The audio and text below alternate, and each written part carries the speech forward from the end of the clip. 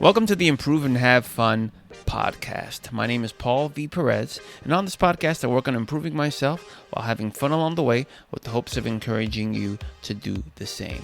And I do so by documenting my life and interests. This is my spoiler review of the Resident Evil Netflix series that premiered in July 2022. My history with Resident Evil itself, the franchise as a whole.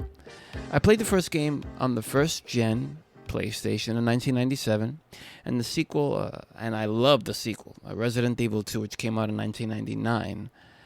The whole system of playing through the game with each character being Leon and then Claire, if I have that correct. I've never played something in that kind of format, and it was very cool. And when I played the initial game back in 1997, it was the first time I played a survival horror game with 3D graphics. It scared me, similar to horror movies at the time. And those experiences have stayed with me. Similar to playing the first Silent Hill game, which I would say scared me even more than the first Resident Evil game. But these games were great. And hearing announcements that there were going to be movies of these games was a big deal. The games themselves, let's say the Resident Evil games, not talking about Silent Hill anymore, they were inspired by classic horror movies like Dawn of the Dead from 1978, The Shining, and the biggest inspiration for the Resident Evil game was a Japanese horror movie called Sweet Home. That's what I read on Wikipedia there. And many more games have been released, of course, since 1997, and I've only dabbled with them. I've never completed any. I've gotten far in some of them, but I've just never finished another Resident Evil game besides those first two. Now, this initial Resident Evil game experience wasn't exclusive to me in the sense like it kind of blew my mind. At the time, it was a big story with video game media, and there was a lot of coverage of the game. It got a lot of great reviews. I'm talking about the original 1997 game. So, like I said before, when the movie was being announced, and it was going to be starring Mila Jovovich, who maybe a couple of years before that starred in The Fifth Element with Bruce Willis. Great sci-fi movie. Recommend that movie.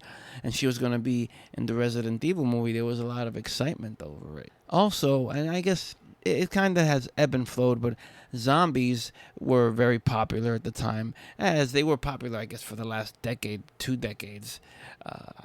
Zombie popularity today, I wouldn't say is as high as it was before, but during this time, like I said, during the late 90s, throughout the 2000s, zombies were pretty popular.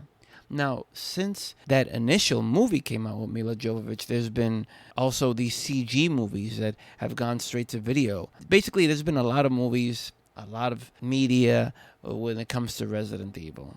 A lot of action figures, it's definitely part of the cultural zeitgeist. I don't think if people mention Resident Evil, it's such a foreign thing to them.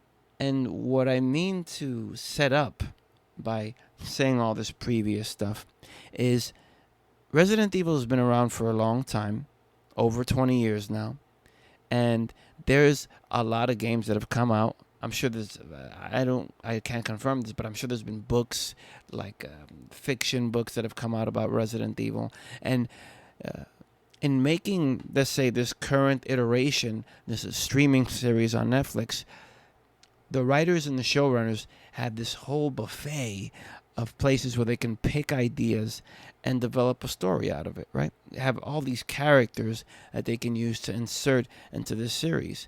And I think that's a strong point about this particular Netflix series. And it's also something that the movies with Mila Jovovich, that whole movie series, and even the CG movies, and what I mean by CG is like these computer graphic animated movies, have done. None of these movies have, or series, have done the game story outright.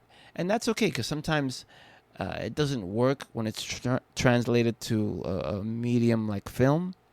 But picking and developing ideas and characters from this large history of Resident Evil, I think it's a great thing.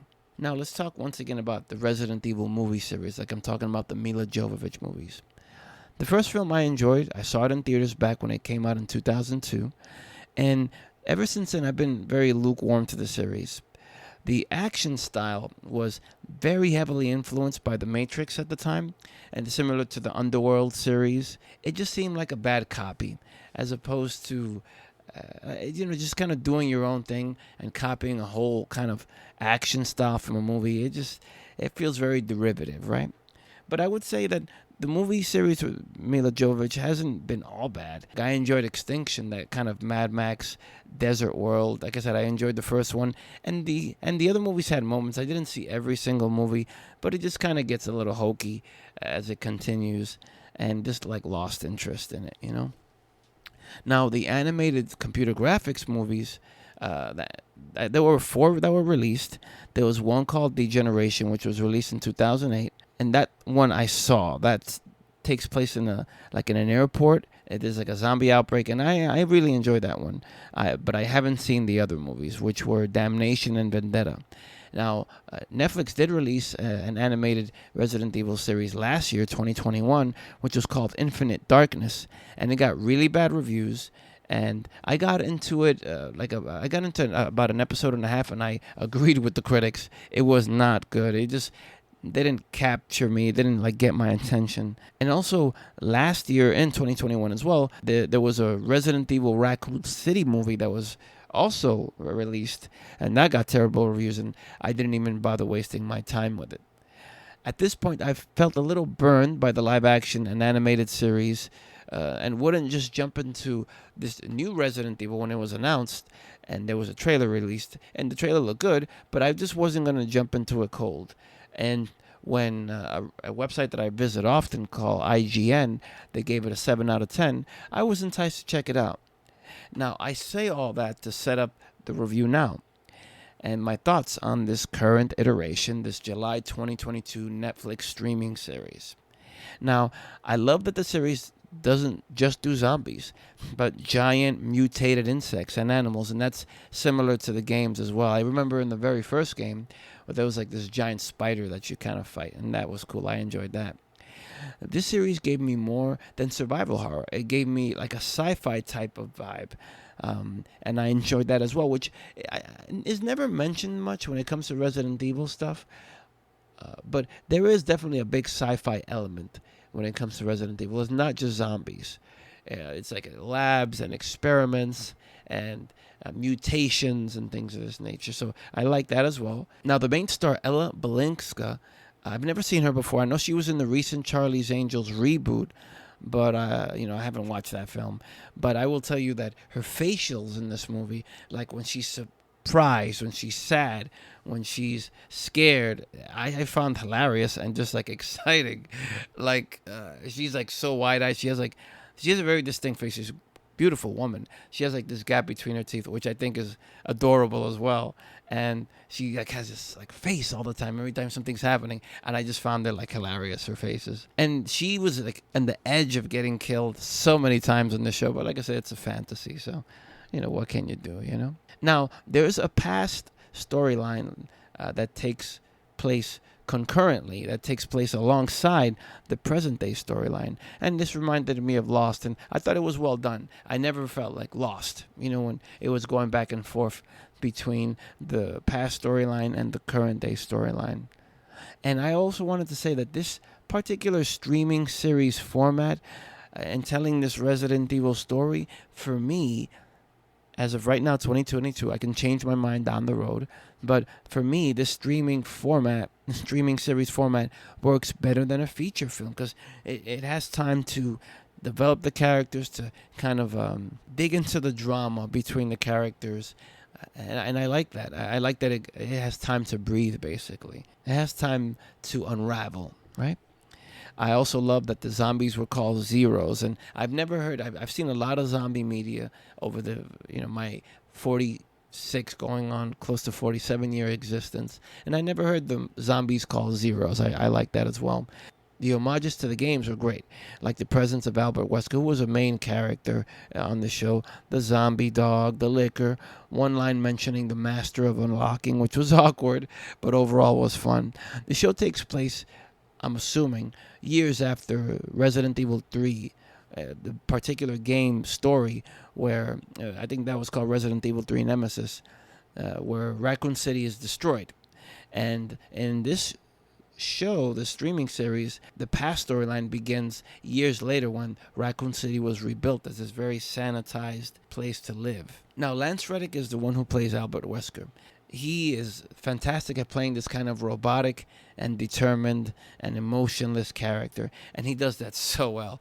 I've been a big fan of his since Fringe, and it didn't bother me that they kind of changed the race of Albert Wesker from a white guy to a black guy, because like I said, I like Lance Reddick. He's great. And also another actress who I'd never seen before was Paula Nunez. She plays like the main villain, and she was like this mustache twirling villain who was enjoyable. She gets a little comical at times, I have to admit, but I enjoyed her. But I will tell you one moment when I howled, I just was like, I laughed my head off, was when Lance Reddick shows up as the actual Albert Wesker, and he looks like Blade. He looks like the Wesley Snipes Blade. And I was just like, what is this? But it was great. Like I said, it made me laugh. And I also like that story bit about how Albert Wesker was cloning himself basically for life extension. Once again, playing to the whole sci-fi elements that are not always mentioned when it comes to Resident Evil. The characters have gray shades to them, the good guys and the bad guys.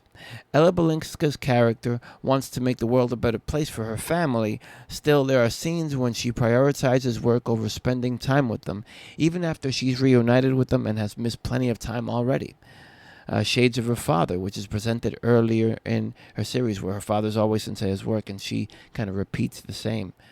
The main villain, played by Paula Nunez, once again, I mentioned her before, shows vulnerability multiple times in wanting to improve her relationship with her significant other and her son. And she's like the main evil villain in the show. So I do like that. I like these shades of gray. And now, I wanted to say some of my biggest complaints with this series is that I feel the show itself, maybe the showrunners, is expecting a second season to answer lingering questions and story threads that are introduced but never fully wrapped up.